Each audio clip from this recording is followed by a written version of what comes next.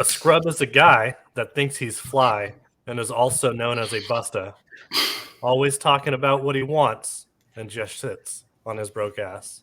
I'm the Grizz, and this is the Barely Coherent Podcast, and your host, struck down from heaven because God wasn't exactly feeling his vibe, Snowy B, Daniel Borden. Thank you. It is power infests all times, all galaxies, and all dimensions. Sonny B, Billy Weisinger. Thank you. I am eternal. So, you're welcome, I guess. Great to be back with you guys. Now that we're here, how's everybody doing?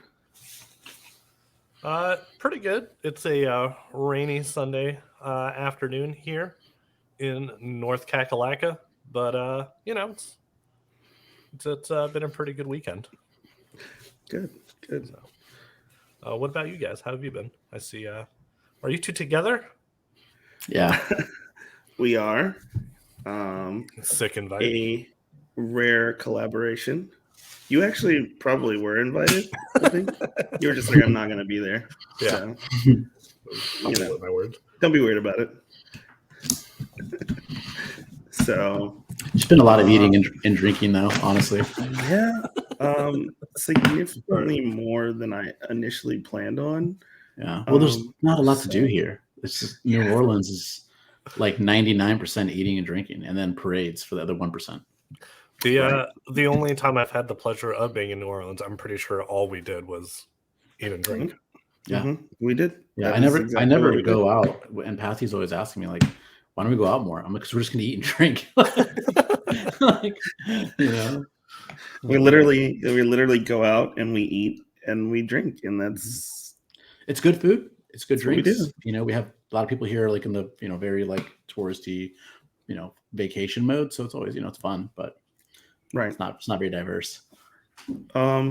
It has its appeal, I think, in terms of cities. Some really cool architecture, and there are a lot of very interesting people here. But for the most part, yeah, unless you're visiting the World War II Museum or the Sazerac Museum, it's just not a ton to do. And that's okay. It smells. Which is why you drink.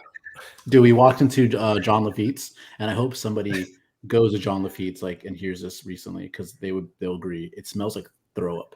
Like it does. Not in one corner, not like in the bar area. Like the whole building smells like throw up. And I wasn't exaggerating. It was nauseating.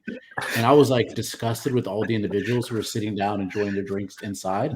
I'm like, I'll never understand you. I will. Yeah. In the words of Hamilton, I will never understand you. That's literally what you said. You just quoted yourself, but singing. I don't know. The greats. I mean, it's the oldest bar in America, so I guess it makes sense that it would smell like the oldest bar in America. Yeah. Keeping with tradition. So, I actually just drove from... We're in New Orleans. I don't know if we said that, actually. Yeah. Yeah, we're in New Orleans. If anybody doesn't know, like, where the fuck are they? Yeah, we're in New Orleans. So I drove from where I live in Maryland to Birmingham to visit some of the college boys, old friends. Hopefully they're listening. Glad I got to hang out with them. And then from there, I drove down to New Orleans. So I've spent a considerable amount of time on the road recently. And then I'm going to drive out to Tampa tonight to go to Lakeland. And so, I'm taking a little 2-week road trip vacay. Yeah. It's been fun. Good. It's good timing, because yesterday we got to watch football. We went to Manning's bar. We did. Yeah. So I guess to wrap up how's our week going? Basically, we, Will's had a chance to go see some friends here, eat some seafood. We went out to a few bars. We watched football yesterday, watching more football tonight, but Will's going to take off and go to Tampa. Yeah. Nice. Nice. Sounds like a fantastic time. And hopefully the Niners lose, but I digress. Oof. So. Oh, we're gonna start a fight on the podcast. I love that. Drama. The Niners are too good, man. It's so weird. People are like, "Oh, Cowboys are so good, bro." You have Christian McCaffrey. You have Debo. I mean, if I had to choose a team to lose, it would actually be the Cowboys because they're unbearable. Big cock, hate Purdy. Their fans. They're so unbearable. I've worked with a lot of football fans who I didn't even know what their team was. You know what I mean? Like, oh yeah, I watch football, whatever. They don't talk about it. The Cowboy fans are the vegans of the fan world. they are the CrossFitters of the NFL fan world. They will fucking tell you. Yeah, we know if they were all three, which one they would talk about first, and that's how they them boys. They them. Yeah. Why, as an adult, like I cannot imagine saying that to someone. What or we them boys. Like what's more embarrassing, Will? The Eagles fans last night or the Cowboy fans yelling "We them boys"? The Eagles fans last night were fucking embarrassing. What were the Eagles fans? I missed that game because I was watching. They literally every time they scored a touchdown, which was a lot because the score was 7-38. Yeah, a lot of scoring. They did like the Eagles fly, Eagles chant. fly. Oh, yeah, on fly, the road to Eagles, victory. Yeah. And I mean, I get it, right? We're in a bar. You're right. It's not when I hear it on TV and there's it's in the stadium and I hear him singing. I'm like, oh, it's it's cheerful. Yeah, it's cool. When you're enjoying your drink and there's a crowd of people screaming it every 15 minutes, you're just like, I don't like this. Yeah, it was a bit much. One of the highlights of last night was a Giants fan. She might be a little drunk or whatever. She's agitated. It was the Eagles quickly went up 14-0, right? And then when they scored the second touchdown, so they sang their first song, which was loud, obnoxious. It was the whole thing, E-A-G-L-E-S, right? It was like over the top. And then they did it again, E-A-G-L-E-S, and then as soon as they finished it, one of the people of the group kind of turned to kind of like talk shit, I guess, to the Giants fans. They point at them, finger guns or whatever, and she goes off. She's like, "Don't come over here with that obnoxious shit. Like, stay over there with fucking." It's like going off in the bar. They're all the Eagles fans are like, "Whoa, like different vibes. We're just having a good time. We'll dial it back though." But soon as like she said that, within 30 seconds, the Giants threw an interception, and it was dead silent. It was dead silent. They're just like. It was good. I was like, "Oh, glad we're here." Yeah, it was fun to watch. Yeah, good time. I saw that too, Billy. Yeah, the screen is like making it so like I have it looks like I was missing teeth. I don't know. It doesn't like my teeth. No. But anyway, so I'm glad everybody's doing well. Yeah.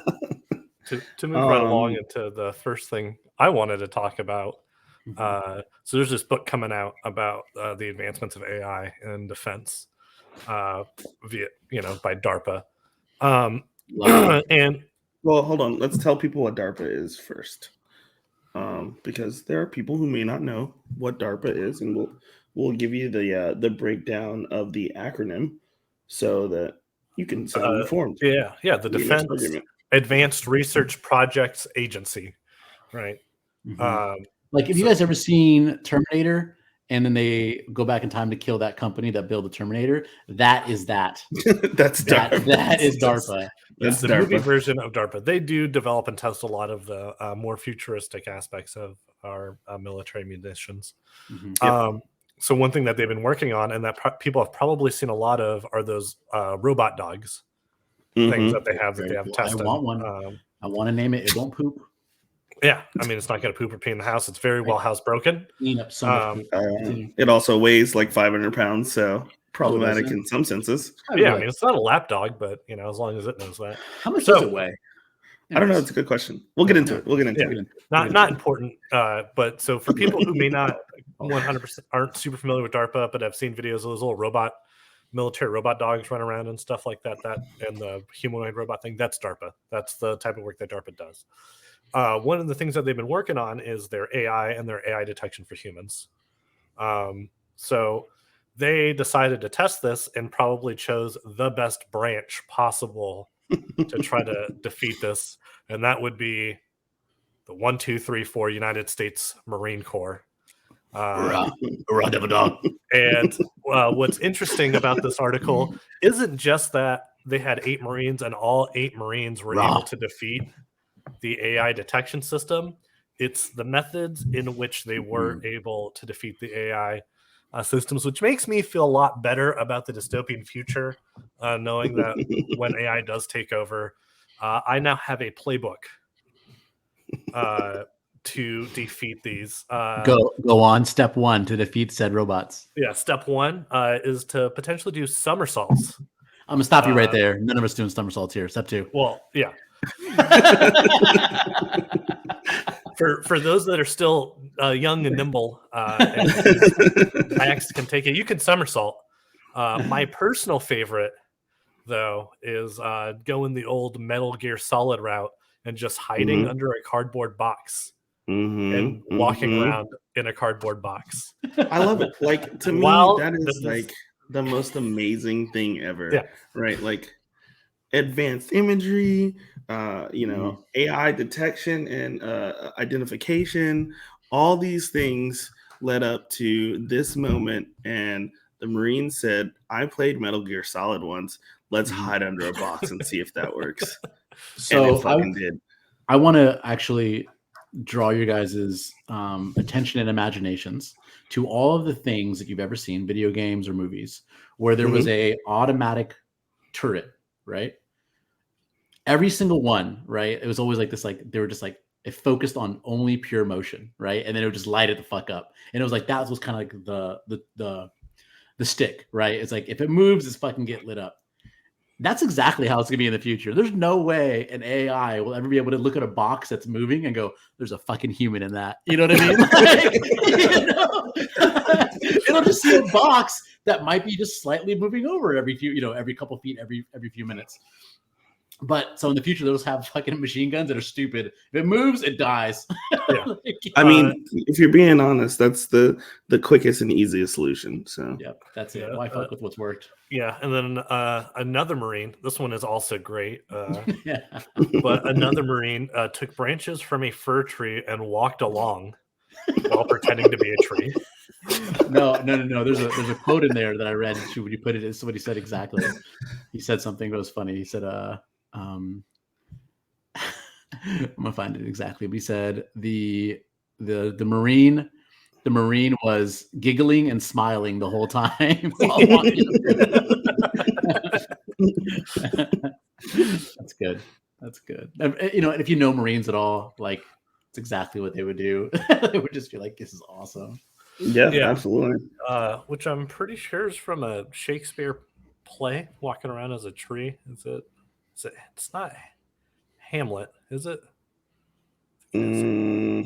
I cannot say that I'm super familiar with Shakespeare. I was robbed of that opportunity as a child to play the tree. Oh. I wish I could have. Yeah. That could have been the start of your acting career. That could have been like just the beginning of you just being great. I was robbed, dude. Fucking California's public school system. I'll never forgive it.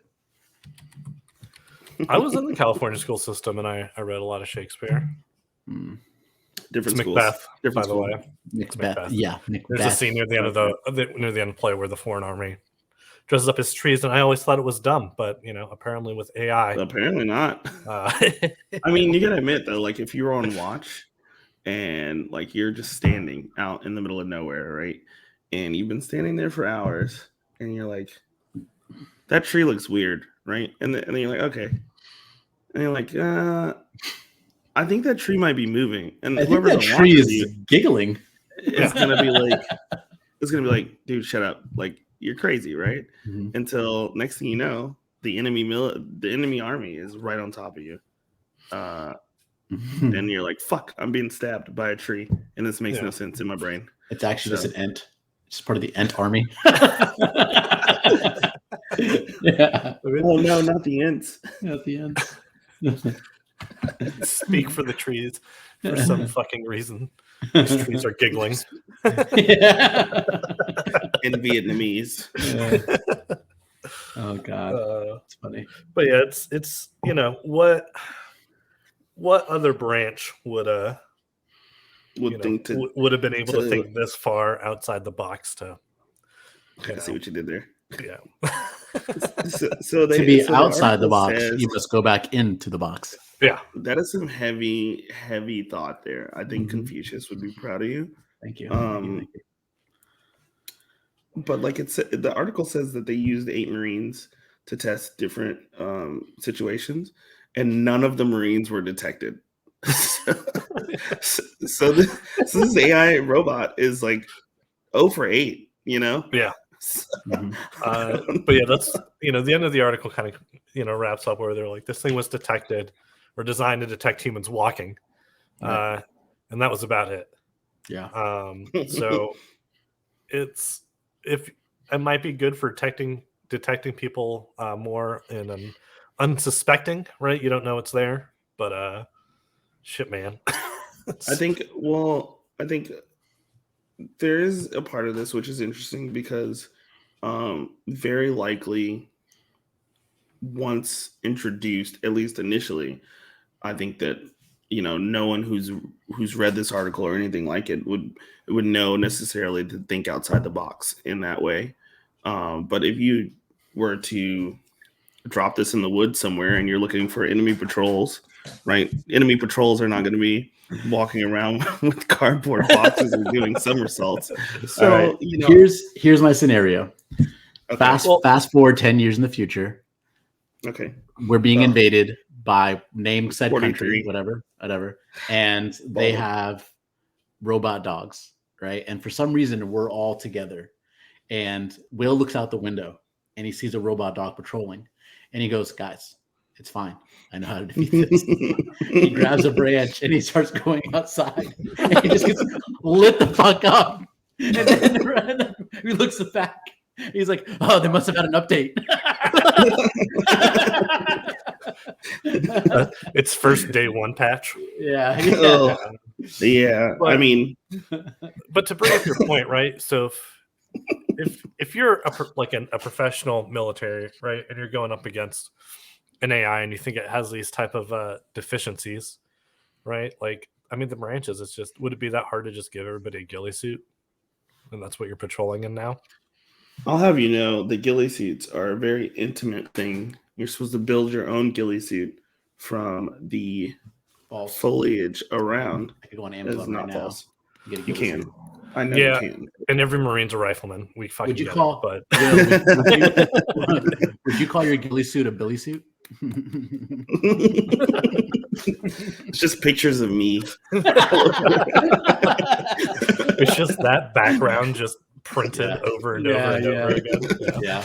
I think this is honestly my best background yet. And for our audio only listeners, we are getting more and more adept at the presentation aspect of this. And so now also we have background pictures. Also the audio presentation. I got a real mic now. I'm a real boy. He does have a real mic. At some point, I'm gonna have to change mine because if we get big enough, I don't think having somebody else's intellectual property as my background is gonna get us very far. Probably not. That's okay. I love that picture though. I like the picture though. It's a great picture. We could reenact it if you want. I will lay there and let you do that to me. I don't need you to lay there. We just need to get a picture of me dropping an elbow through a table. Just for clarification, for anyone who can't see the picture, it's a wrestling image, so that everyone is clear. Oh, is that what that was? I thought it was something else. Never mind. It's one of my guilty pleasures. I just saw you in all black, and I was like, "Ooh, what are we doing here?" Do that to me, Papa. Big Poppy. So, but yeah, it's I thought that was pretty entertaining. It's we've seen all these advancements, but I think it's still fun to see some of the limitations. Yeah. How much, do you? Let me ask you guys a question. It's obviously opinion based. How long do you think it'll be before we see robots, not drones, like drones we already have obviously currently in Ukraine, Russia, drones dropping bombs, right? But actual walking bipedal or quadpedal robots in the field and any type of scale. I think so. In my personal opinion, I think the first time you're going to see stuff like that, I'm not sure how long. I'd probably go about 10 years, maybe. But as far as like walking around armed, like in a combat environment, I don't think that's the first place you're going to start to see some of that stuff. Mhm. I think where you're going to start to see a lot of that stuff due to like retention issues and things like that is more the manual labor aspect, right? Like, Mhm. do we need a bunch of crew chiefs loading a C-130? Doing a lot of the heavy lifting and stuff like that? Or can you take one of these DARPA robots that could probably be designed to lift far more to do some of that stuff?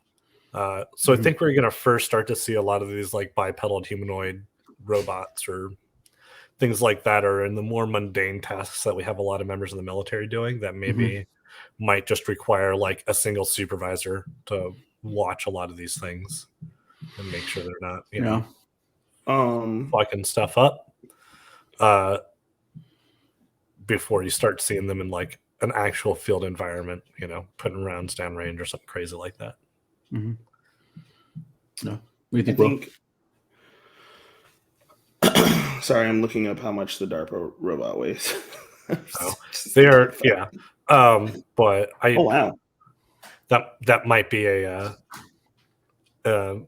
where we start to see the U.S. government maybe starting to try to combat some of the retention and manning issues is, being In my opinion, good. Is in aspects like that, right? Then it comes down to like maintenance costs and stuff. I'm assuming these things are expensive as hell to maintain. I have to plus specialty specialist. It's not like you could just But when I would argue good. When we have planes that are billions of dollars over budget, I can see the U.S. government willingly spending money on these if they think it's going to help the retention issues. Sure. I think China is better at budgeting than the United States government is when it comes to like spending an egregious amount of money on singular items. And I think as they progress, we will probably start learning from them, and we'll start probably investing into these really high budget singular items that can be taken down with somebody with a 30-06, and you're like, oh, there's Farmer Bob just took out 4 of those robot dogs that cost $250,000 each or $1 million each, It's part of it, I agree. I think they're better at budgeting. Part of the problem is China has total control of its industries, right? Right. Yeah. They're not contracting out to Bell Boeing or to Lockheed Martin and stuff like that to build this stuff. And then, so to give example, right, the F-35. Trash. One of the issues that the Navy had after it purchased it, right, was that the frame could not withstand CAT launches and recovery. Right, it was damaging the frame, it was cracking it. So that had to be taken, redesigned, reinforced, or whatever. And then the government paid for that. They had to pay for those fixes, right? On a smaller scale, cheaper level, the new was M18 pistol, right? Yeah. From Sig Sauer. There were issues where the trigger was cracking. And then so they had to put develop a new trigger for it and put it in there to fix the problem. And that was something that the U.S. government paid for, because we want to keep these companies happy. Whatever back channels of funding and stuff are coming through, right? So one thing that I think should be restructured about our government contracts is if you deliver a product and it doesn't work, the U.S. government shouldn't then have to pay for you to make that thing work. That cost should be on the developer, right? That should be incorporated when you purchase something. Yeah, when you look at countries like China, right, who have, because it's a communist country, right, total control over their industries, and they're buying their jets, right, and developing them. They are able to have a much tighter control over the costs. If it doesn't work, they're not having to pay the overhead of this company to fix the problems. right? They're able to just no, like we're the Chinese government and you're fixing this. Right. To stick up for the American government here, though, when I read into it, the reason why they do that is because if they didn't do that, we'd essentially would end up with a few, like, so let's say, in this case, the company that was Boeing who made that 35. Mhm. No, it's Lockheed Martin. No, it was Lockheed made the 35. So let's say we go to Lockheed and we're like, hey, you're going to pay for this, right? Realistically, they probably could, but like they're really over budget. So let's say that we're not covering over budget, we're not covering the restructure, we're not covering the remaining, all that's on you, right? Lockheed Martin would realistically not want to be involved in government contracts anymore if they knew that these type of things would cause them to do this. And maybe from a capitalist point of view, it sounds great. You're like, that sounds awesome. Let's continue that, right? Let's just continue kicking out bad companies. The theory is eventually we won't have enough companies to keep us competitive. Like we'll either have one Right. company who does it really well, and now that you just have one company and you have a monopoly, or you have no companies at all because they all seem to always be over budget. So it seems like it's the status quo is to say, hey, we'll just cover it, which I know it encourages probably bad behavior, but the opposite is these companies go, fuck that, I'm not making these really expensive projects for you guys if we know we're going to be on the handle for multi-billion dollars that we can't afford, or we can't afford, and it's a one and done. We're never doing that again. Yeah, and that's a very good point. It's just the parallels between the two. Why China is able to do it versus I see your point, by the way. I wasn't trying to say it was why we aren't, but I mean that is a valid point. Like at the same time, we do have to keep these companies happy, because the reason why our military is so advanced is because we have this competition between these all these different companies making us stuff. It's more the politics in interference where I kind of start to have an issue, which is a completely different conversation. Yeah, and not to spend too much time on this, but it's actually not even a competition. From what I understand, is they actually have a schedule that they have written out that they do these open bids, and if you notice, you rarely see the same company get back-to-back bids. That's why we have the P8 instead of the P7. So Lockheed had the contract for a contract for MPRA, and when it came to the end of that contract, the military was just going to go with Lockheed again because they had already. You had an aircraft that's been in service for 60 years. Obviously, it works. It does what you want it to do, and essentially, it was updating of that platform. And when Boeing showed up for the open bid, they had a full P8 functional. Well, they had a flying P8, and even still, the military was going to go with Lockheed's bid, and Boeing threatened to sue for monopoly. So that's essentially one of the reasons we ended up with the P8. Yep. There you go. And I've heard other anecdotal stuff about that.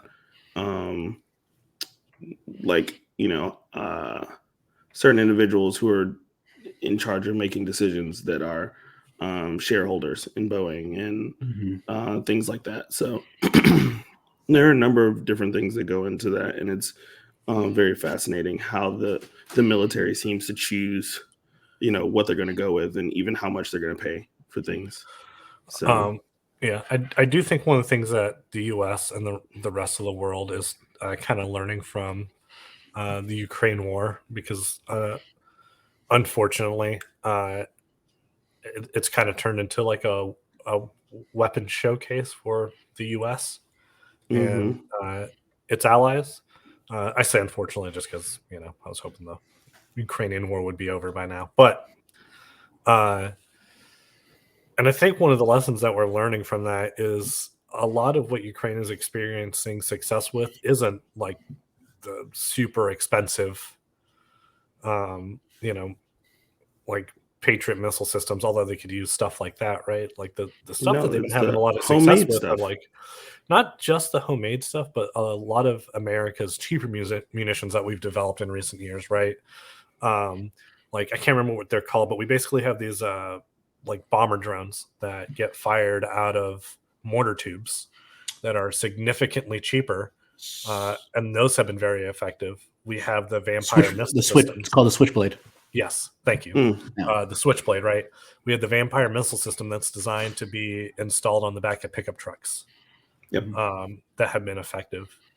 So a lot of that other stuff is very expensive, like the javelin systems and stuff like that. Those missiles are pretty expensive, but a lot of what they've been seeing success with is a lot of our cheaper, smaller munitions that are highly mobile. Sure. I hear that the HIMARS is giving them hell though. Like that thing. Oh yeah. I'm not saying our more expensive stuff isn't also like.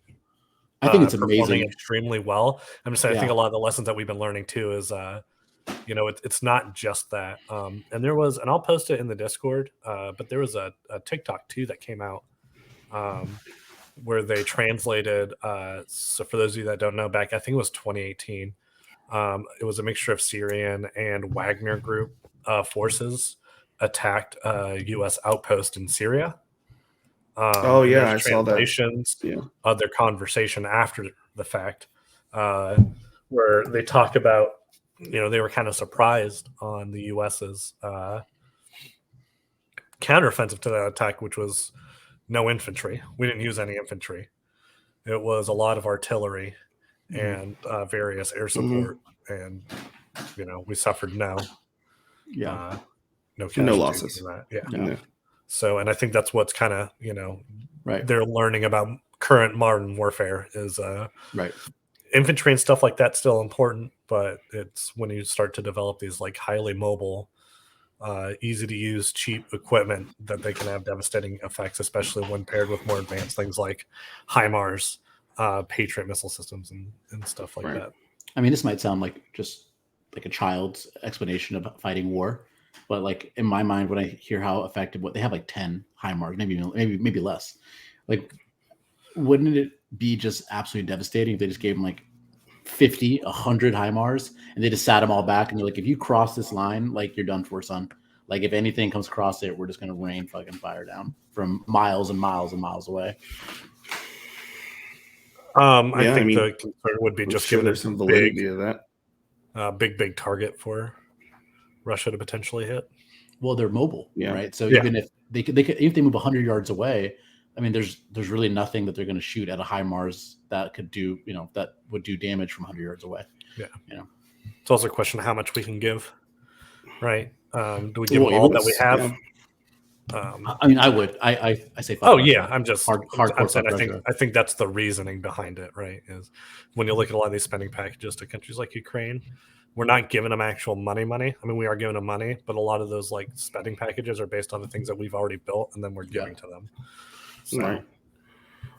And just for people who are listening to us, who may not know what the HIMARS is, it's basically a mobile missile platform that has like launch tubes on the back, and so it looks like almost a flatbed truck, and on the flatbed is these missile silos that are that you can turn and move and elevate or lower, things like that. And so they're really effective because you're able to move them into positions relatively quickly and then move them out of said positions also just as quickly. So it makes them highly efficient at precision strikes, essentially. So it's just high mobility artillery is what it is.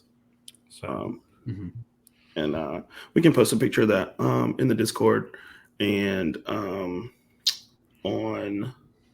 the Instagram page. We'll do that so that we can let everybody know who may not be watching or who doesn't know what a HIMARS is. Yeah, but all that to say, back to the original point about AI and robots and stuff like that. I think those projects are still going to be around, but I think seeing the current limitations of them, we kind of need to tailor our expectations on where we're going to see that stuff. And hopefully, I still just want flying cars, dude. That's what I'm waiting for. Fucking advances in AI. Where's my Jet Moto hover motorcycle? You know, I could not imagine a regular New Orleans night, whatever, a New Orleansese with the fucking flying car, bro. They're so Oh bad at my driving. Here. goodness. They're we can't so trust people to drive on the roadway appropriately. Can you imagine driving through buildings and under bridges that are no longer used? They're just.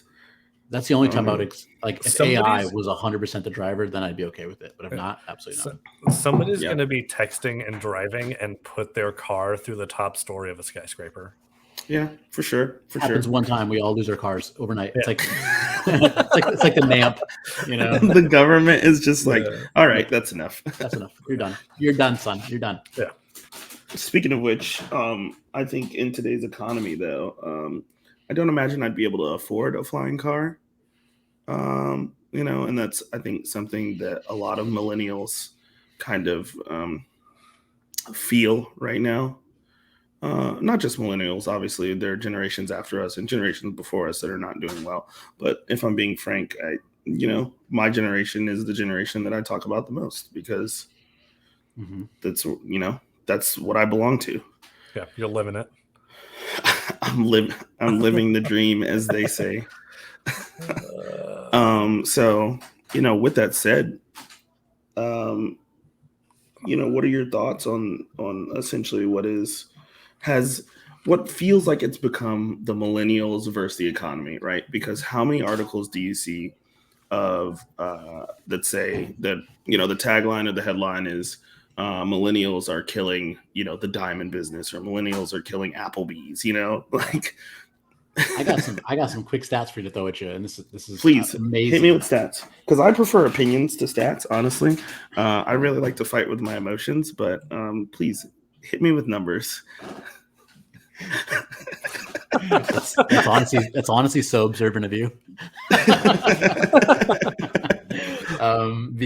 So it's not just a feeling, like it feels like millennials versus the economy. It's actually that's actually backed by numbers. So look at how much is owned in America by the different generations, and it breaks down thusly.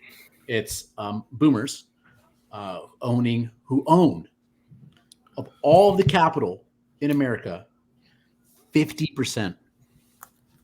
They make up like 26%, I think, of the population. So I mean, you might be like, well, that's not that much, right? But when you take in the fact that Gen X, right, the generation after boomers, own 40 something percent, like 41%. You go, well, wait a minute, how much is that left over for Gen Z and millennials, right? So now it looks like millennials have like 7% of it, and then the remaining goes to Gen Z of all capital in the U.S. So when the market that is owned, say the diamond business, right? All these boomers who own diamond businesses, like, why aren't you buying our diamonds? Because you've already took all the money from all the previous diamond buying and everything like it, all these other frivolous, I call it frivolous. To somebody out there, probably diamonds aren't frivolous, but to me, frivolous, like all these frivolous industries, all that money siphoned into the hands of the previous generations, right? Until that money is released back into the economy through a variety of different metrics, avenues, I should say, different avenues, we're not going to see, we're going to keep seeing the dying of these industries, but millennials are killing, right? Because of that. Sure. It's interesting, diamonds as an example. Generations before, and also us, have been taught that diamonds are rare, and that's why they're expensive. And there are many different places to get a diamond, but I think the De Beers, what is it? It's De Beers. Yeah, but are they like whatever the De Beers company essentially owns like 95% of the diamond industry. And also, diamonds are not as rare as we've been led to believe. We can make them now and make them better and cheaper. Well, first of all, yeah, we can make them, but they are genuinely everywhere. Diamonds are one of the most abundant resources on our planet. Yeah, most often on the African continent, but literally, just diamonds are literally everywhere. Like you go somewhere in Central Africa and literally find diamonds on the ground. And so this idea that diamonds are worth 10,000, 12,000, 20,000, $50,000 is insane. And now you're mad at me, as a generation, from one generation to another, you're upset at me for not purchasing diamond engagement rings or diamond necklaces or, tennis bracelets. And you're saying, well, why are you so broke? And it's like, well, you've taken all the wealth and you hold on to it, which is something else that we can talk about. The way that previous generations tend to hold their wealth basically until they die. But then you take that wealth, you hold on to it, and then you jack up the prices of things and say, well, this is what it's worth. And my response is, well, even if I wanted it, I can't afford it anyway. So I move on with life. And then you're upset at me for quote unquote killing the market for something. Well, and so what's kind of frustrating about like hearing that too, especially in those articles, is because for so long there's this complaint like, oh, hey, we can't afford houses, right? A lot of millennials can't afford houses. A lot of millennials can't afford to buy land, right? We're renting. We're struggling to save for retirement, stuff like that. And a lot of the response is like, well, you spend so frivolously, with all your Starbucks coffees and like whatever else on online gaming, whatever they want to complain about that we're spending our money on. But then there's complaints that we're killing industries, right? Why do I need to go can't and have eat it both ways? why do I need to go and eat at an Applebee's, which is going to give me subpar food and Also probably subpar service. Yeah. And go buy a diamond engagement ring when, and I would argue there are more attractive and cheaper gemstones out there, right? Yeah. That don't have blood on them. I mean, have you seen like a nice emerald or a good cut ruby? I mean, even less common stones, or buy a synthetic diamond. A synthetic diamond, right? That is arguably going to be far closer to flawless than any diamond that we would mind. And cheaper too. And that's what I'm saying. Like, so why, when I can do that and spend far less money, why would I buy a diamond? It's not up to us to keep industries alive. It is, right? When you look at the argument for capitalistic society, it is up to industries themselves to innovate and to become more appealing to each generation to survive. It's not up to me to keep it around. If I don't find value in it, and it can't convince me that it has value and needs to be there, then it failed as an industry. That's not on any consumer. So just this argument of, oh, we're killing this, we're killing that. Okay, that's on them, not me. Well, it's not my responsibility. That's why when we talk about moving away from coal and people, oh, well, like I understand it's going to affect jobs, but these are the same people that want to complain that people who are jobless are lazy. Right. So I don't think coal miners are lazy by any stretch of the imagination. It's a super, super tough fucking job. Absolutely not. But how are you going to tell me that, people who are jobless are lazy, but then tell me that we need to keep this industry alive to keep jobs around? I mean, there's a lot of what seems like hypocrisy in surrounding the conversation about wealth and stimulation of the economy from generation to generation. Like the generations prior love chain restaurants. They love them. I mean, that's why they boomed. I mean, you're talking everything from McDonald's to IHOP to. You guys ever been to a Shoney's? Have you ever actually ate there? Yes. I've been to Shoney's. Shoney's. Shoney's a real place? Have we been? Yeah, there's Wait, Eric never took you to Shoney's? No. Yeah, there's one by my house. Oh. I thought it was just a Rick and Morty thing. No. They're like I'm trying to think of like a good comparison. Shoney's will now never sponsor us. Good job. What is? It's not my fault the creators of Rick and Morty turned out to be shitty people. Well, is it unsurprising? The one guy? Are they both? I don't know. Are they all shitty? I know Justin's shitty. So Justin Roiland is currently being just to get it out of the way because people are going to ask. But Justin Roiland is currently being investigated for sexual assault, kidnapping, and just messaging a bunch of underage girls like in really Yeah, creepy yes. way. It's like honestly, Dan- what's weird is even his messages were so cringy. I'm like, what the like? It anyway, was under 18 is weird, but already this message is weird. But yeah, and then Dan Harmon, He this had comes that up every issue. couple years, but he had that show, that pilot that he had released for Yeah. HBO that was supposed to be a spoof. I think it was HBO, but it's supposed to be a spoof on that show Dexter. okay. Yeah. However, and I He did don't some know really why he weird thought it was. shit. Yeah. Instead of being a serial killer, it was about a pedophile, Yeah. Okay. Yeah. and it was Like, like you know, it was like trying an to be attempt- edgy and funny. And Who just greenlit came that? off super. I don't know, fucking but I watched it, and just because I wanted to, I wanted to know. Everyone was like, "Oh, fuck, Dan Harmon," and I watched it, and I was like, "This is terrible."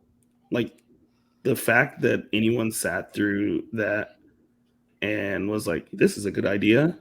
Those people should not be in charge of anything. The This- fact that he wrote it down and then didn't immediately burn whatever he had written it down on is concerning in and of Yeah. itself.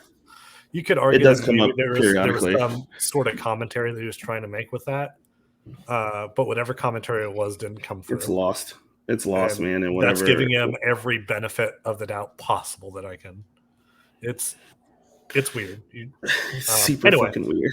Yeah. So back to the economy though. After that aside, I don't want to spend too much time talking about it. But what I was saying is that, like, this, it's so interesting that this previous generation of people that grew up on kind of mom and pop, really like everything, right? Except for a few major things. I mean, like Sears and like big department stores, but these people that seemingly grew up on those kind of small scale things that stimulated the economy or that were involved in like retail or food service, they love chain restaurants, and now generations following them are like, well, I guess Applebee's is okay, but I could go to my local barbecue place and get really good ribs, or I can go to the local ice cream shop and support a small business and still get really good ice cream. And I don't have to go to Baskin Robbins, or I don't have to go to wherever else people go for ice cream. I don't know. But, I get it. Like the convenience of having chain restaurants and like the normalcy of it. But like, don't get mad at me because I decide I don't want to do, I don't want to eat the same thing from the same place everywhere I go. That's capitalism for you. The things that are successful succeed, or the things that are good succeed, and the things that are not, or the things that people don't enjoy or don't want to do, they don't succeed. Facts. And I'd rather. You're talking to people who have benefited immensely from capitalism, complaining about capitalism, and that's kind of wild to me. So it's just my 2 cents about it. Yeah, I mean, if you look at all the stuff we're killing, like, is it stuff that's like integral for society to function? Mm-hmm.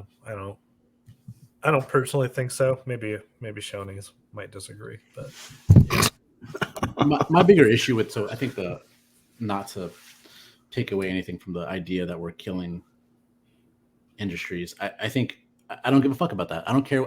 I give zero shits about what industries are dying. What I care about is how it feels like our generation is just as basically being asked to do everything that the previous generations did in general, right? Whether it's go to school or get a job or start a family. And it's basically fucking impossible, right? Like there's so many people I know back. I mean, I'm from California, so it's not that crazy, but it's a little bit fucking, it's shitty, man. Like we just accepted that my parents were able to easily buy a really nice house. I mean, not a middle of the road house in California that now is essentially off limits to anybody who's not a legit millionaire. Right? Like that is insane. That should not be normal. Yeah, well, it's like my dad. My dad was able to afford a house based off of working for Ralph's. And for those of you non-West Coasters, that's a grocery chain owned by Kroger's. Yeah, he was a manager at Ralph's and was able to afford a 3-bedroom, 3-bathroom house off that salary, which is great. I don't have a problem with that, but it got to the point where he was refusing promotions because he was going to make considerably less money compared to the new contracts and what people were making then.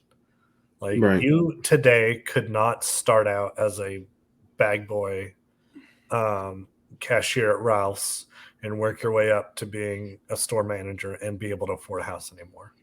Not in California. Not in California. Anyway, you No. know, so it's Not in a lot of places. yeah, but I just that's where both me and Snowy grew up. So that's what we know. But Yeah. it's Mhm. it's impossible. And I have family members that are going through that right now where they're kind of being given the old school advice of like, well, you need to go get your master's, and they're looking at the pay difference between their bachelor's and their master's, like, fucking why? I'm not going to make that much more. I'm putting myself Also, 40K more in debt just to get my master's. While losing 2 years of earning, right? So Yeah. subtract that. And they're already in a position where they can't make money, So what are they supposed to do? Right. It doesn't make economic sense. And it's the advice. It's the same advice, man. Yeah, and in their career field, they have to stay in LA. They can't go live anywhere else and do the same jobs. So, it's why do I need to go to college when I can go to a trade school that's going to cost far less and I'm going to make just as much money, if not more? I don't understand how we're at the stage and like we're not more mad. Like I know people are mad and we're frustrated, but like the medical system is atrocious, right? Like, I mean, anytime I look into it at all, it's just like so maddening. You're just like, I really, really hope I'm never in a situation where I have to spend a considerable amount of time in the hospital. For everybody who has, like, how much harder is it for them to recover, knowing that like they're putting themselves or their family in like deep amounts of debt, almost frivolously, just because the system is broken. Well, how much does it cost to have a kid right understood advice? Do you know what the understood advice or common advice people give for if they had to pay medical bills that they didn't have the money for? Declare bankruptcy. Yeah, you literally just wait until it's been long. Well, actually, you can wait until whatever it is goes to collections, and since whatever company that's trying to collect is not the one that originally gave you the service, is not the one that you initially had to pay for the service. You can basically deny payment, and obviously there's rules and laws, different states, things like that. But they're like, people basically tell people don't pay it. Just don't pay it. Just find a way not to have to pay it, so that you never have to pay for that. And the fact that that is even considered as advice is insane, Well, to clarify, just to give some more illumination on that point, what they're saying is if you don't pay it, you're not going to be thrown in jail. But but there is some extremely bad outcomes to you not paying your medical bills, right? Like your credit is essentially going to forever be fucked. You can never get another good credit card. You can never take out a home loan unless you declare bankruptcy and restart your credit over a 7-year window, right? So you basically are forced to either declare bankruptcy and then begin the process of a 7-year rebuilding, right? Which, who knows where you're at in life? Who knows what dreams you have or what goals you're trying to accomplish? So I think it sucks that like you could do everything right, and then you just need to get a kidney transplant just because, and you're basically have to restart from scratch. Like that is that that's like landing on jail in the middle of a Monopoly game and be like, oh, okay, well, right? And but life it shouldn't be treated like a game, and here we are just being like, well, this is how it is, accept it while you take your shitty pay and your expensive houses. So let's expound upon that, right? So like we're not getting, like, wages haven't gone up with cost of living in a lot of places, right? Sure. We can't afford houses. All right. So what's the other thing that's like the American ideal that the older generations hold on to? And that's starting a family. right? Very true. Having Very true. a kid. Millennials are not having as many kids as previous generations. We're not. A lot of us aren't Starting planning later. on having kids at all, right? So why is Mhm. that? Well, according to this Forbes article, which references the Peterson and Kaiser Family Foundation, the average Okay. cost of giving birth, and this includes the actual pregnancy, delivery, postpartum $20,000. care, yes, is $20,000.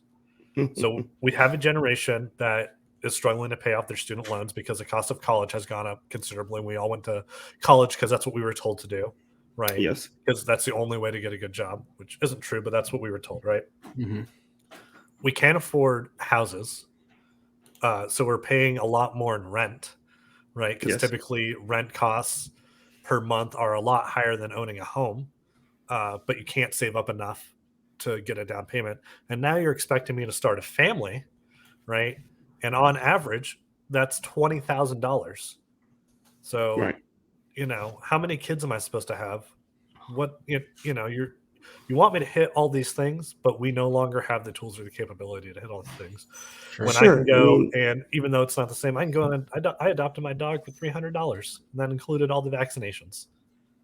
you're talking about a generation of people that were able to fill up their gas tanks on $5 and fill their refrigerators on 100. Yeah. $5, Yeah. Yeah. and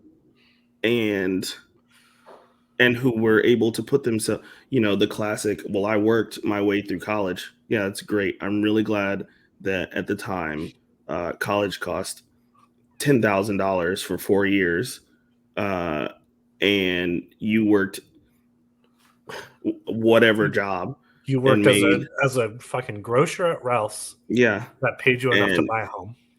you were able to put yourself through college, and now you have a bachelor's degree and a master's degree, and now when you are in the same position that you, or when you're in a position where you are dealing with those people that were just like you, your answer is, well, I did it, as if nothing changed. And I think that's the most frustrating part is that previous generations act as though nothing has changed, that So everything is the same. so here's some more stats for you. So I'm kind Okay. of this one's a little from my memory from back when I did a semester in college for econ. So I did a macro econ class last February, and Okay. the graph basically showed what the GD. So in 1961, I think it showed that the GDP of America was X, and the minimum wage was, and numbers not super important, but we'll just say it was like $6, right? Was Okay. the minimum wage, or $5, right? So they said, okay, we just basically said, all right, we know exactly how much the GDP is per every American, and we know how much the minimum wage is. Okay, take that number as the base, as your base formula, and you just said all we're going to do is tie our minimum wage number to our GDP. That's it. That's simple. We're not going to change. That's the formula. Okay. If you took that number of our GDP in this country now, and then said the minimum wage in this country, in every single country, in every single state, the minimum wage would be $24 an hour.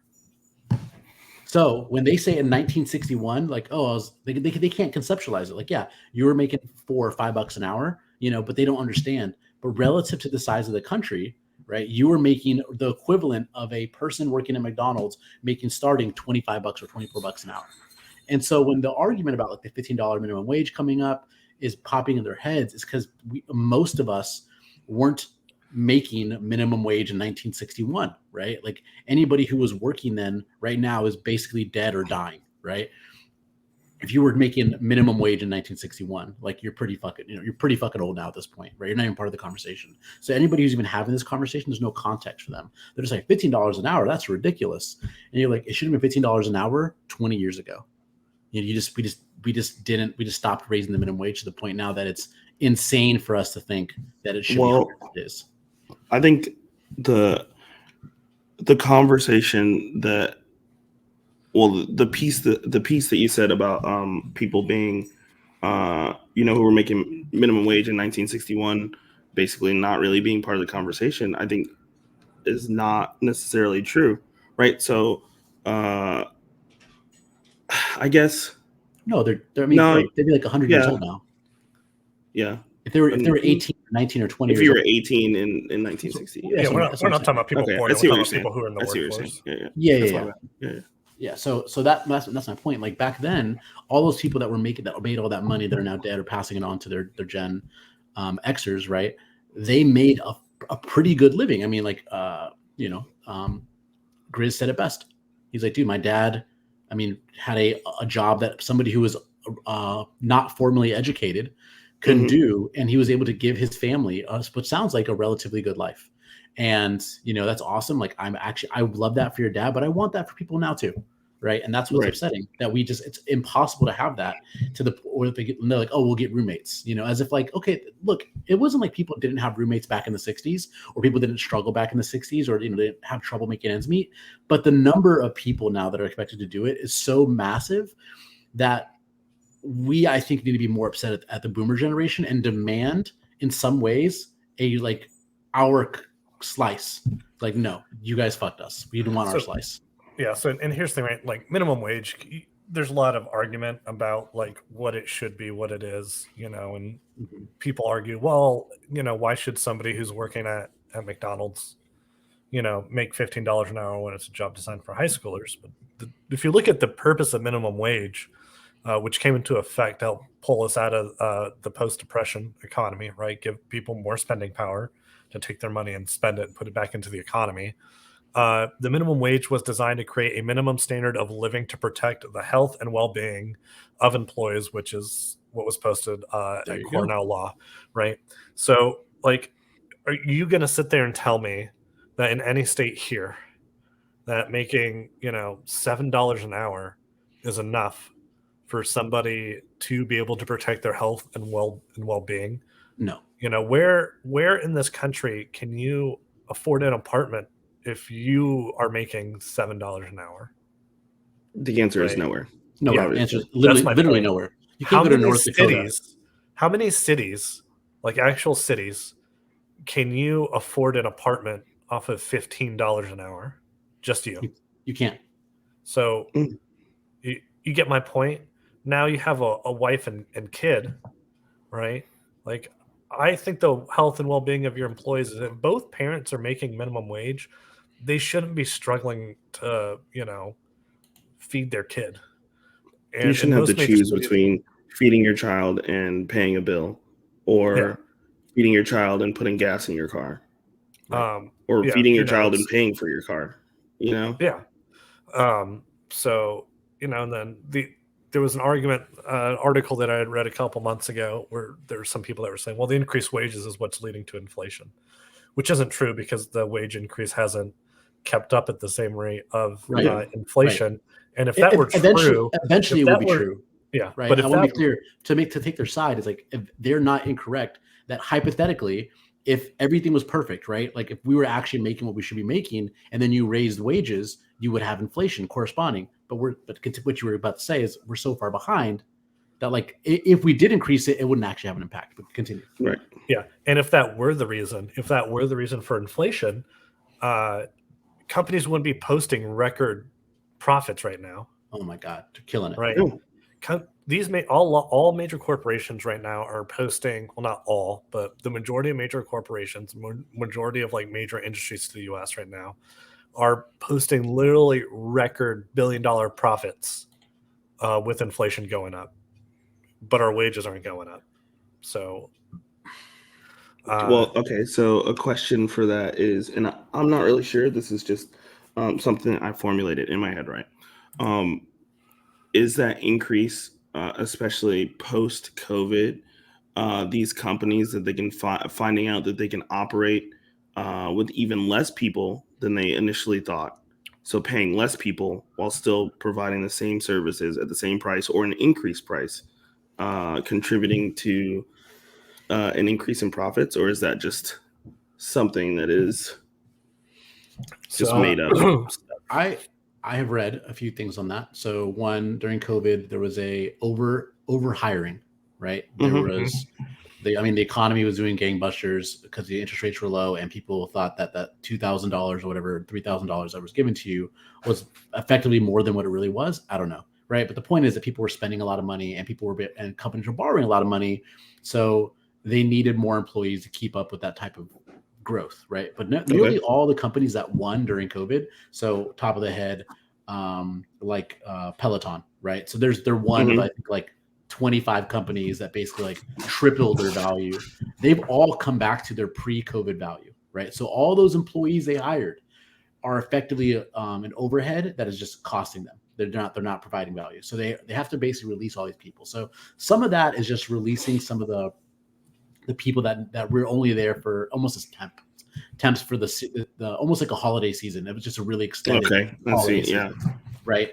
So that's part of it, right? The other part of it is that after COVID happened, there was a recognition by these companies that said, hey, we don't actually need to have an office space where we have all these people come into. We could actually be relatively productive from working from home. Not every job. And I know there's some places where they're trying to bring some people back to the office from work conducive like team building exercise, so on and so forth. So it's not a universal statement, but I know that a lot of places are able to say, hey, we don't actually need you to do the most of the stuff. You could work from home, which of course saves them as their leases run up. So you're going to have more and more office buildings that are going to be sitting empty because you don't need that. And then of course there's a correlate, there's a ancillary effect that has a negative externality to the surrounding businesses, because a lot of places that opened up around these giant office parks were for the lunch crowd, right? That's how they made all their money. You take away all that, all that goes away, right? So there is going to be a shifting in where people work now, right? And I think we're in the process of that turbulence, right? We're in the rough seas of people changing jobs, right? And to give you some more anecdotal evidence, my buddy Mario worked as a landscaper his whole life pretty much, but he also had a side hustle of building fences and decks and gazebos, right? It was he did a few a year. To put it, and he I'm not gonna say the exact number, but he did like exceptionally well during 2020, 2021, right? Making fences exclusively, right? And it was just, the money he made was like flooring, and I talked to him last week and he's like, yeah, I haven't had a job in like 6 weeks, right? So he's now looking for alternative. He's like, I gotta start applying for jobs, right? So I'm using him again to just throw in more anecdotal evidence that right now our economy is going through a gigantic shift. And when you see like they're cutting Google hires and they're seeing, all those other things, I think that's more just big name noise, right? I think what's more important is looking at on the lower levels, looking at people in our tax bracket and seeing like what's happening there, right? Where are people going? Where are the jobs moving? Because for the longest time when growing up, I, like you said, Grizz, earlier, like go to college, do this, right? But like I honestly do not know what industry I would go to if I was a Gen Zer today. If I was 19, 20, 21 years old, and you're like, what industry is the industry? I have no fucking idea. You mean in terms of like long term, making myself? What would I study picking for? A career? What would I get into? What business would I start? Right? Like, I honestly don't know what is supposed to be the lucrative thing. I feel like every generation they had like a pretty good idea. Like, hey, you're gonna go do this, or you're gonna work over here, or this is like, you want to go work be a computer scientist. I don't know, something like. And I feel like now I don't know what that is. Like, I don't know what people are doing to make money. And I talk to my friends, and I feel like they don't know either. I see a lot of people getting in on the what is essentially the IT in the IT world. A lot of people are finding out that coding and software work is a very attainable and can be a lucrative job field, especially compared to years past. And so I think that a lot of young people have found a niche in software design, UI design, things that are definitely more computer based, I guess, because of the jobs that happen at home. It's not just the design aspect, right? So like with working from home and just with how businesses are operating these days, where there's a lot of, I'm not gonna say you're not gonna get rich doing it, but where there's a lot of like right now secure and like decent paying work is like Sunny was saying in IT work, but a lot to do with servers, like server maintenance, server setup, server design and stuff like that. I'm not sure this is still true, but like the one profitable portion of Amazon's business is their servers. It is almost today impossible to use the internet without, in some way, shape, or form, dealing with Amazon because they control so many servers. A lot of companies use their servers, and it's the same with Microsoft. Yeah. When I go to transition out of the military, my plan is actually Microsoft offers a skill bridge. Well, they'll train me to do that stuff. So that's right now. It's where a lot of people are moving to, is when it comes to like cybersecurity and maintaining those portions of the infrastructure that allow a lot of these businesses to be able to remote work or work across the world without having actual physical offices there. Right. And we look at a lot of our energy sector right now. It was a year ago when the company that is responsible for bringing gas to Eastern North Carolina was hacked, right? There's a lot of that. A lot of basic infrastructure like your power, gas, and stuff like that is relying more and more on these online systems to monitor their day-to-day operation. So the more and more we're going to have people working from home, the more and more we're going to need that type of stuff to be maintained. That makes sense. And eventually it'll be like Cyberpunk, where we have the old net that's walled off, and we'll have to rebuild from fucking scratch or something. I don't know. With that said, I think that the initial point was that in terms of being millennials, it feels like a lot of times we are fighting the economy. Well, we're fighting previous generations and the economy just for our own little slice of the American dream, as it were. Yeah. And it's frustrating, and I wish there was an easy answer to give people, do this or do it this way, or this is what you need to do, hit these wickets, right, to be successful. And there's just not a good answer, at least that I know of. And real quick, I just want to hit on something that the three of us had talked about in the past, and like I said, just quickly, something that previous generations seem to be really, really good at is holding on to the wealth that they have amassed, essentially until they die. And I know some of us have anecdotal stories about it, but it seems to be something that happens a lot. And so do you guys have ideas? Well, I mean, I know you have ideas about how to combat that, or ways that are just really changing the way that we pass down wealth to people that may help, generations moving forward. I do. I am a big believer in the UBI, right, which is the universal basic income theory, right? And I know that there's going to be outliers to this theory. People are lazy, but universal basic income is essentially a promise to pay every person that is a citizen over a certain age a monthly stipend, right? How much that is debatable. But the thing I like about it, right, is the reason why I like the universal basic income is the alternative to it is to raise the minimum wage, right? Because that's the alternative. The alternative is to say, hey, we're going to do a federal law that says everybody gets what should be a living wage. You should be able to pay your rent or pay your mortgage, ideally, pay for your medical, pay for your car, pay for your gas, right? You should be able to pay for food, have a child, and send that kid to school, right? You're not asking for vacations or designer clothes. You're just asking for the bare minimum, right? A living wage, which maybe in a lot of places probably comes about $20 plus an hour, right? Like just bare minimum. In places like California, it's a lot more. And that's where it gets sloppy. Is that if you go to somewhere like Montana, North Dakota, wherever, Wyoming, and you go, hey, $20 an hour, you might be like, well, okay, we're shutting our business down because because we don't have the capital or the the ability to make that happen. Sure. And then you go to places like, to be extreme, you go to San Francisco, right? And they go, yeah, that's not even coming close to living wage, right? So there's really no way to equitably say this is your minimum wage across the country. Every state has to come up with this like constantly evolving process, which, is the beauty of the states in some way. In my opinion, I think how we should do it is the federal government should essentially place these heavy taxes on the biggest corporations specifically, and they're going to fight it tooth and nail, and it's going to kind of revamp the way we collect taxes. But look at companies like Walmart, right? Walmart is chronically underpaying their people. In some places, it makes sense because the cost, they're in the middle of fucking nowhere, right? You're in the middle of Mississippi, and maybe that's not a bad pay. But you go to other places, and you're going like, this is slave labor. This is ridiculous. It should not be a thing. And they're one of the biggest employers in this country.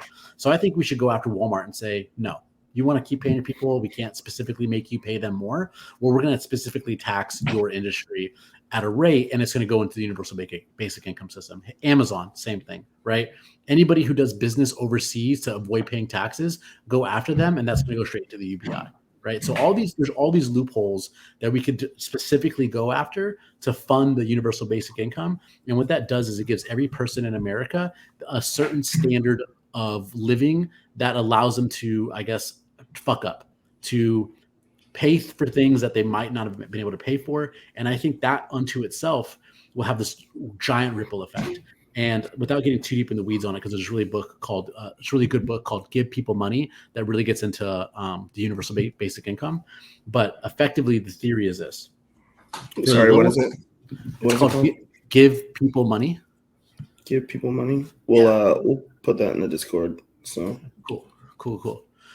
So the basic theory of it is this: is on the lower scale, you're going to have people who are just going to be inherently lazy, and they're probably not contributing much to society anyways, and this will exacerbate that, right? So there's going to be a percentage of people that will just be like, sweet, I'm not doing shit, right? And then the scale above that, where it's like people who are actually struggling, and this is really, really, really going to help them because they were struggling to pay for food for themselves or their family, right? So that'll help them out the most.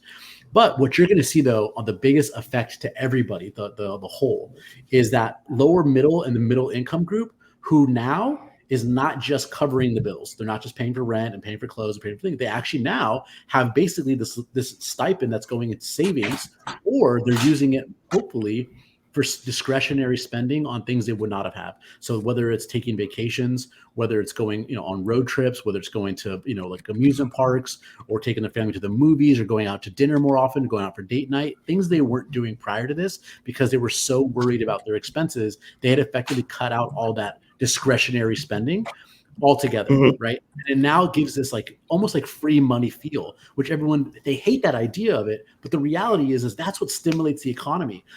Sure. One person with $1 million does nothing to stimulate the economy any more than somebody with $10,000 because they're eating the same amount, right? They're all driving one car, they own one phone, right? But if you could take that money and spread it out amongst a bunch of people, they're all going out to restaurants, they're all going Christmas shopping, they're all going on vacations. So that money is now would stimulate the economy in a way that we've never seen, and there's never been anything like it really compared to. Well, and when we look at it, right, like from examples from the past, I tried finding an article, but I can't right now.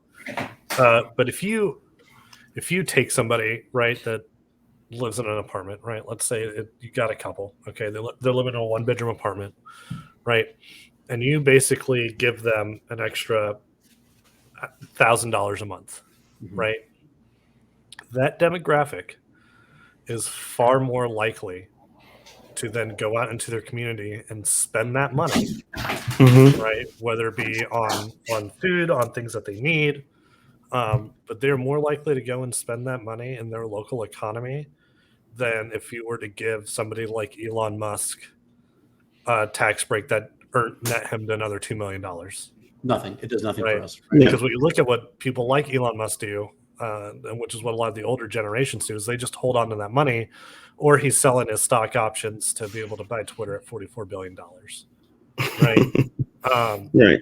When you look at what's actually going to stimulate the economy, it's giving middle class and lower, more money to actually spend. And when you look at those demographics, are the people that are more likely when they get that money, when they get those tax returns, for example, right now at the end of the year, they're the ones that are taking that money from their tax returns and going out and spending it on things that they actually need and have been saving up for, right? Right. Whereas the wealthy who already have the money are already known for kind of just hoarding that money. There's going to be fiscal conservatives that are going to argue with me on this, but trickle-down economics, I think, has been shown to not work. Not work. Yeah. It does not work at all. two thumbs down. Yeah, I wish I had 4 hands so I could get Give them titties 4 thumbs down. Thank you, down. Ronald. Yeah, thank you, Ronald Reagan. but jeez, dude. It has not worked. It does not work, right? They've shown it in states like Kansas where they give huge tax breaks to these farmers to hire more people, and then they didn't hire more people because they didn't need more people, and they just held on to the money. Yeah, they just keep the money. Yeah, and that's you give me more money. Yeah, I'm gonna go buy a new excavator. Thanks. Yeah. These corporations aren't. When we give these corporations huge tax breaks, it hasn't resulted in higher wages for workers. It hasn't resulted in more expenditure into things that are actually going to help the economy, help the people. It's resulted. We've seen it time and time again, like we were talking about the other day with Southwest Airlines, where they got these huge government bailouts, and it resulted in $5 million raises for the CEO. Right. It didn't result in them updating their computer system, updating their infrastructure so that they can operate better. Which, for the record, how long has it been since they updated their computer system? They haven't updated since like 2010 or something like that. Yeah. So and you said that was Southwest, right? Yeah. Yeah. There was the iPhone 3 was out, for context. Yeah. For all you iPhone users out there, time and time again, we're giving these huge tax breaks to the extremely wealthy and these super rich corporations that it doesn't result in improvements for the middle class or for the working class. Right. And for people, and this is, I think, one that I get stuck on, when we talk about like taxing the rich, we're talking about like the top 1%. We're talking about like realistically like 10 people. We're not talking about your aunt that has a couple $1 million who owns a really nice house in Boca, or your dad who started a company and sold that company and now has $10 million in the bank, or things like that. We're not talking about the $100,000 you made on investments last year. We're talking about the people that literally have billions of dollars in holdings. People who have so much money that in 10 lifetimes they couldn't spend all of it. We're talking about Jeff Bezos, right? Yeah. I mean, Jeff Bezos could probably do to lose a couple mil. I also would say like there's so much wealth in real estate, and I want to get rich off real estate, right? And kudos to everyone who has, but also it's not good for the country if somebody can just go in and say, well, I bought the most of it, so this thing that you need to live, I'm going to just hold on to it, and now you got to pay me more money, to the point where you're just like, okay, that's fine. How about we do this? I can't stop you from buying houses because we need people to buy houses, and not everybody wants to be a fucking landlord. Some people actually want to rent. That's fine, right? There's a lot of people who want to rent. Yeah. Just take those people who own more than X amount of property, in whether you want to do it by house or by value, and just put them in a different tax bracket. They say, okay, if you want to charge that much, to the point where it's like, okay, this really isn't profitable anymore for me to go and own 1,000 houses, where I'm now manipulating the market. So if we did things to effectively say, no, I don't care if you want to own 3 houses, we're not coming after you. We're not coming after you who owns 1 extra house or 2 extra houses. I'm talking about places like BlackRock who own hundreds of thousands of houses, right? Yeah. Multiple, or even foreign companies. Like you could be a Chinese company and you could just set up there's a word for it, I'm blanking right now, but basically it allows you to do business here, and then they could spend billions of dollars on American homes that you're paying rent to now of Chinese company or Indian company or whoever. And that to me should be taxed at a higher rate. Like look, I'm not going to stop capitalism. Capitalism's capitalism. The wheels keep turning, but we could come in there and be like, tax goes right back to the people, right? If you want to go ahead and just raise the rates on us, tax the fuck out of them. We can control that. And I think that's a really good parallel, because like for the people that are having a hard time understanding why we get so upset about the 1%, is imagine if 1% of the people in this country own 90% of the land. Yeah. Right. And refused to give it up, refused to allow people to rent it. right? Because that's basically what they're doing with their money. They don't want to pay taxes, right? So imagine if 1% of the people in this country have 90% of the land, and you could not even rent it from them, right? Yeah. And everybody was forced to live in the remaining 10% that existed, right? What we're basically talking about is we would tell those people, no, because you own 90% of the land, you now have to rent out X amount of it, right? So that other people can survive, right? And have the things that they need. We're not talking about, like you were saying, like your aunt who owns 1, 2, 3 houses now has to give up all their fucking houses. That's not what people are saying. Yeah. Right. So, And that's common misconception, right? That's always happening. Like, what do you mean? Don't take my marbles. No, you have a small bag of marbles. We want that guy who owns the marble factory, Yeah. Yeah. So I think that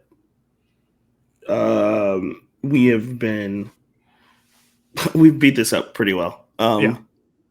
With that said, something that I guess most millennials spend their money on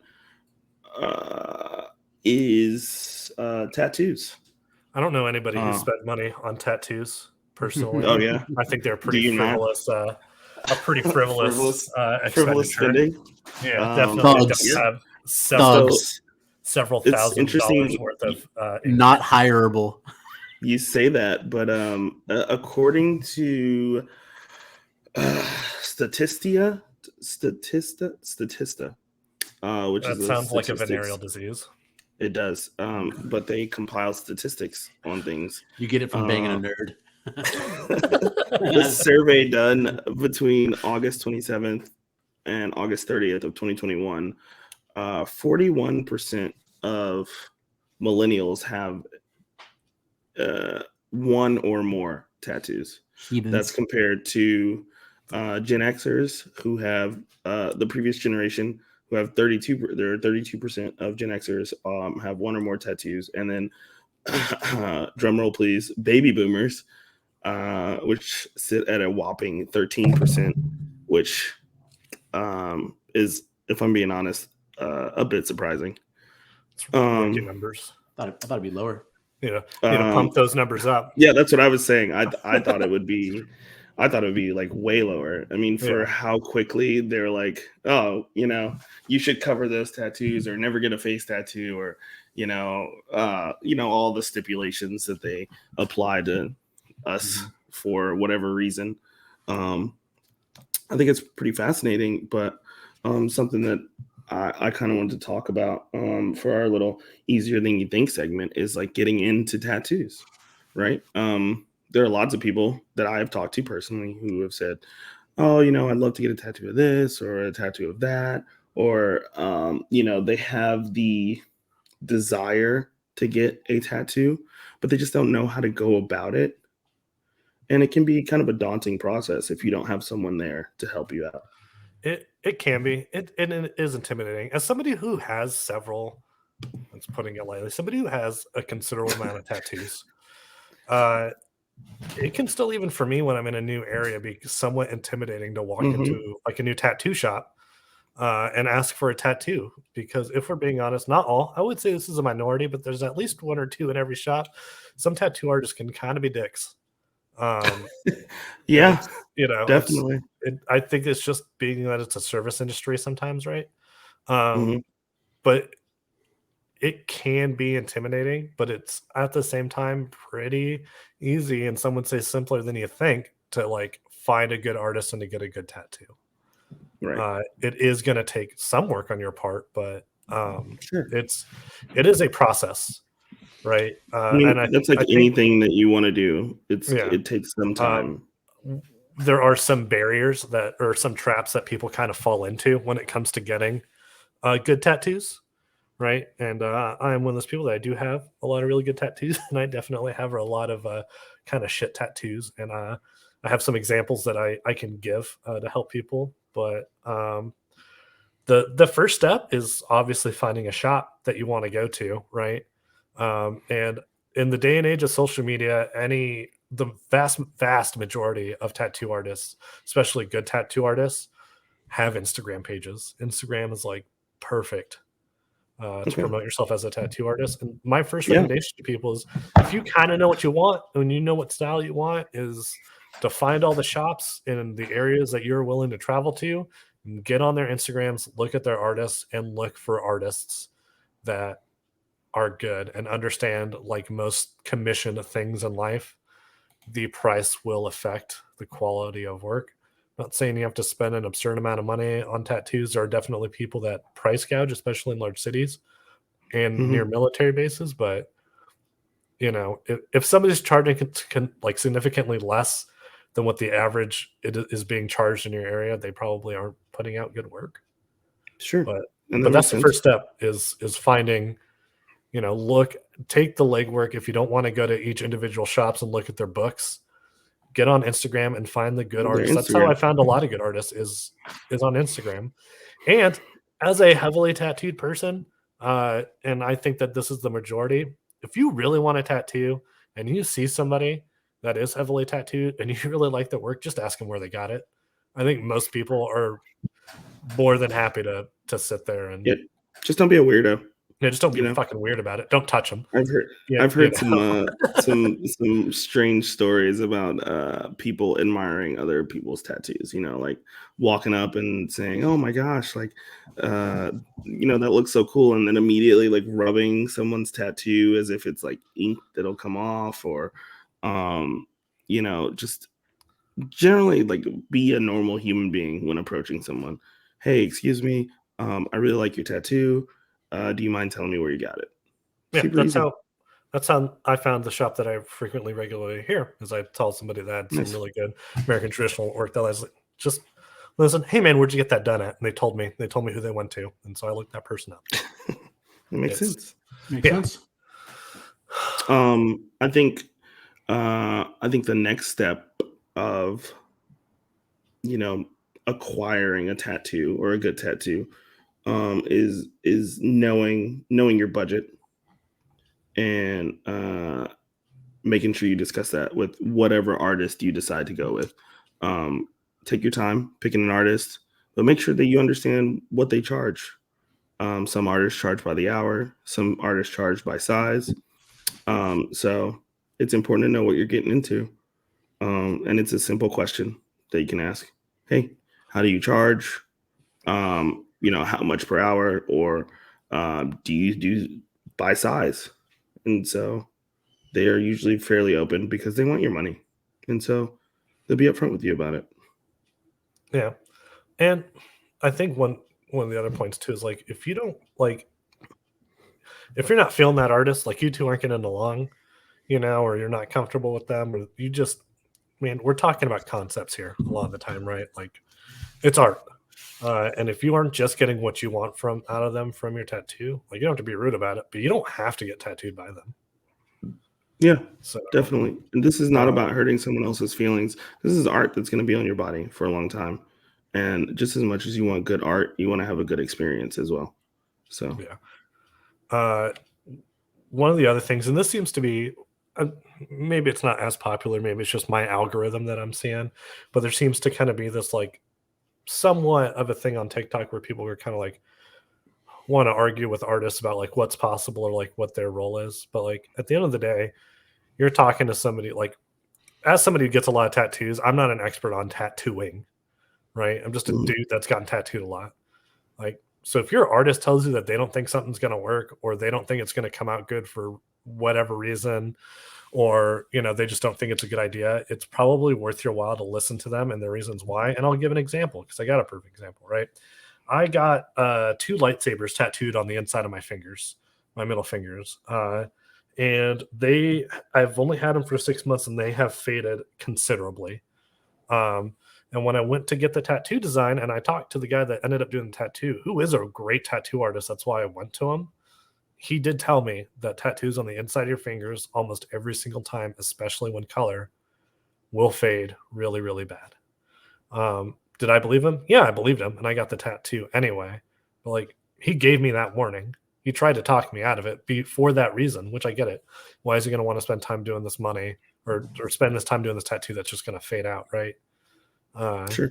So it's, and I've seen people a couple of times try to argue with it. Like, no, I've thought about it, or I know this about tattooing, so it's going to be fine. But like, I can't really argue with somebody who's done literally thousands of hours of tattoos, and that's their profession. Do you have a before and after photo now you could do? Like, show what it looked like when you right after you got it, or right after it healed? Yeah. So I mean, I have it on my Instagram, right? That shows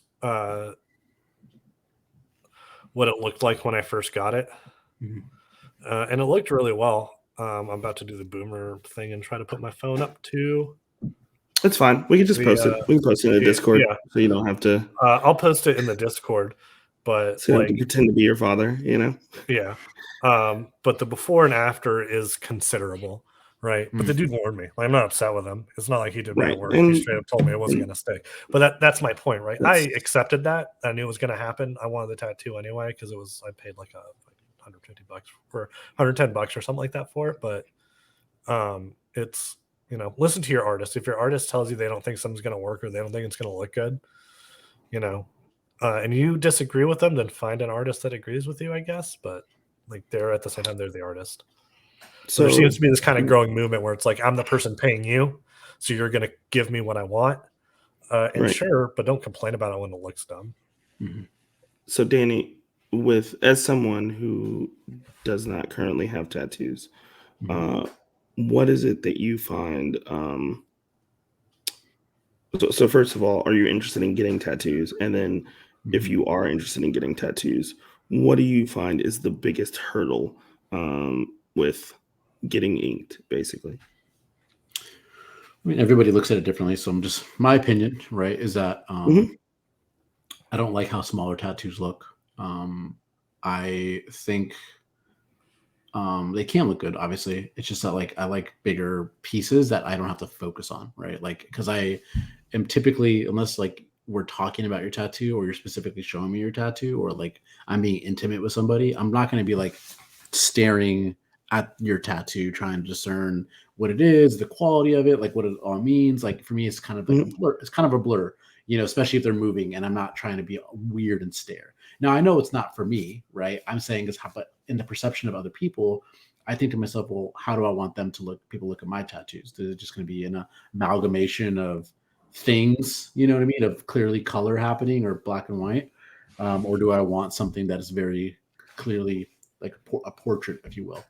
So I decided to say, okay, I'm going to go with something big and very clear, and I want it to be done by somebody who specializes in that. So I did, so the cost analysis of it was been to the point now where I'm like, okay, well, that's a lot of money, and it takes a lot of time because you got to sit in the chair for a long time for full color large pieces. And honestly, it just came down to like, where's back to the whole millennial thing. Like, how do I want to spend my money? Do I want to spend it on, like, yeah, I could drop $500 and get a pretty nice tattoo, I'm sure, but it doesn't fit to the aesthetic that I think looks good.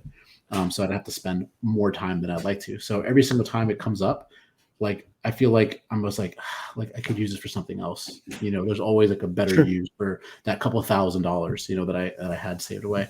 And so I just kind of always assumed like one day I would just have some discretionary money that I wouldn't, mind dropping on it. And I honestly, when I did have the money, I went and bought something that was really cool, and I was like, oh, I'll do that later, and I just never prioritized it. So for me, I think like all things in life, just making it a priority and then putting my focus towards it, and I realize I have to if I really want to get one. Yeah, I mean, it's an interesting experience, right? Because like so many things, it costs money, and I have pieces that range from $80 to like $350, $400. I love almost all my tattoos, but I definitely do have some buyer's remorse, especially on one specific tattoo, and that's okay, because at the end of the day, it is a bit of a gamble. Sure, there's security in the fact that you've picked your artist, you pick an artist that is capable and that you assume is going to provide the product that you are looking for, but at the end of the day, you may not get exactly what you want, and it's permanent. So it's a bit of a gamble. Um, so I definitely understand the desire to do it, and then really like understanding that it costs a lot of money and time to do this thing, and you may just not prioritize the thing, and I think that's totally okay. Um, so with all that said, I do think it's easy to get into tattoos. It's very easy. I feel like once I got the first tattoo, like after that, More tattoos. more tattoos. Yeah. So I don't know. I mean, I understand that it's a big decision for a lot of people, for everyone, but Mhm. working through it, it's not necessarily the biggest hurdle for most people is themselves, right? For whatever reason, how much do I want to spend? How much time do I want to spend? Um, is this the right tattoo for me? And if you're thinking about it, I would urge you to just do it and get something small, and see how you feel about it. Something that's just for you, not for anyone else. Something in a small spot, not a lot of detail. Something really easy, and then go from there. And so that would be my advice in terms of getting into that. Sweet. Yeah, I always recommend people start somewhere small and not visible. So if you decide tattooing is not your thing, you don't have this big blaring piece staring Yeah. at people. I think the most I've spent on a tattoo is like $900. So Yeah. yeah. So Um, outside of that, like, 'cause just talking about tattooing in general, I'm kind of curious just because we're all like different levels, right? Heavily tattooed, got a couple tattoos, and they're not tattooed at all. What your guys' opinion on like visible, like highly visible tattoos, like hands, face, neck, um, that type of thing? I think that for me, it would have to be, for me personally, it would have to be the right tattoo. Like, um, when we talk about hands or neck or face or, um, anything that's visible, basically, no matter really what you're wearing. For the most part, we're not wearing gloves around all day, and we don't wear masks. Well, we used to not have to wear masks all the time. But I think that if you're happy with it, I'm happy with it. It may not be the tattoo for me, but if you want to get, a penis on your face, more power to you. I don't think that you can be surprised if someone's like, I'm not going to hire you for a, public service job, uh, because you have, a sex organ tattooed on your face. Um, but in What if general, it was like someone's name over their eyebrow? I mean, I don't, Unless it's your I kid, don't personally, get their fucking name. That's my I opinion. mean, yeah, generally speaking, good advice is don't get people's names tattooed on you. But to me, that's not a deal breaker or something that is just like, just because you have a tattoo of someone's name over your eyebrow doesn't mean you're a bad person or you're terrible at your job. And really, that's what I care about more, I guess. So, I do believe in I think thin slicing is a valuable tool, and it should be, not, you shouldn't be utilized as your primary source and go to. But I do think you can't remove the fact that people will make preconceived, will have preconceived opinions about a person.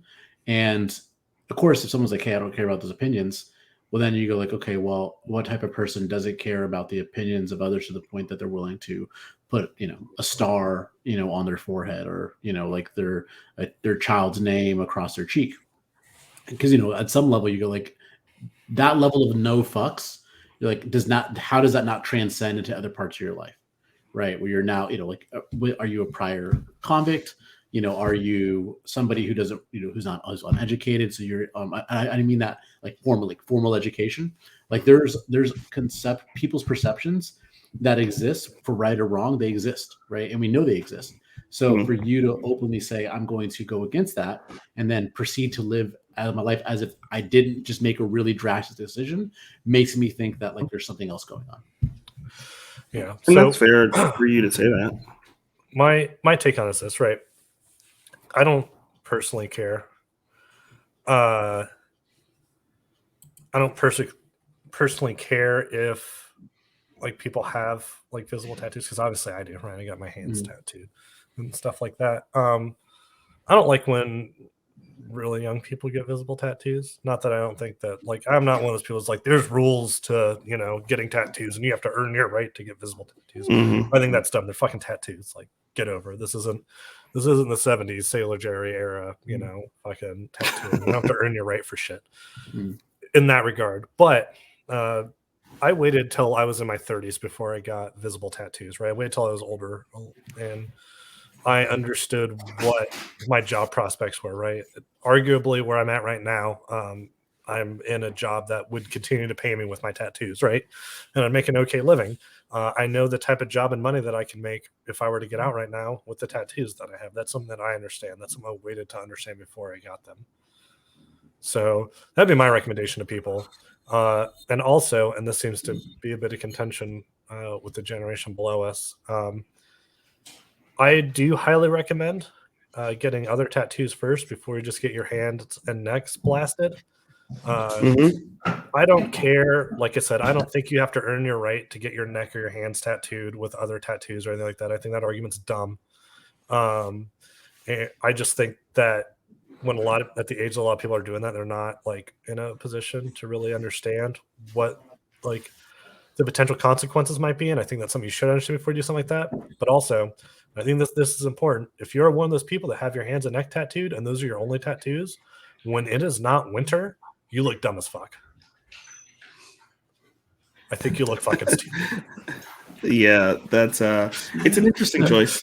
You look like you look like a poser. That's what you look like. You look like those dudes that never hit leg day at the gym and only only bench and do curls. Like that's like you are the tattoo equivalent of those people. Just get other tattoos first. It's fine. Like, like, and it's one of those things where it's like, I think you're just doing it because you just want to be seen as that person that has tattoos. Yeah. Like, you guys ever seen a road with like road paint, but no asphalt? No. You're not really a road, dude. Yeah. Get out of here. That's our soundbite to get them TikTok clicks. Is there you go. I think that if you get your hands and your neck done before you get other tattoos, when it's summertime and you're walking around in a t-shirt, tank top, whatever, nobody's looking at you like, oh, that's a hard motherfucker that got hand and face tattoo. They look at you like you're fucking stupid because you look dumb. Yeah. I hope your teenage girlfriend likes you. Yeah, that is the thing, right? When you see these dudes in their 20s and those are the only tattoos they have, I feel like every single time it comes out that they're like talking to 16-year-olds. That's what it feels like. Yeah, unsurprising. Yeah. Like you're trying to appeal to a certain demographic, and it's yeah. So basically, they walk to the park and they're like, "What's up, girl?" It's this day's version of pop punk singers. Yeah. Yeah. So you mean MGK? Is that yeah. Okay. He's a great fucking example. Yeah. All right. I mean, you guys want to wrap the Bills? The Bills Bucks are playing. Bills Bengals playing right now. They've been on for 40 minutes. FYI. 40 minutes? I thought the game was it. Okay. Well, we got to wrap this up. Yeah, sorry, guys. It is football, and all three of us are fans. Some of better teams than others, and I'm not talking about myself because that's not interesting. But I got attacked in the bar last night actually for being a Colts fan. That was hilarious. She was like, "You're giving off passive aggressive energy. Are you a Colts fan?"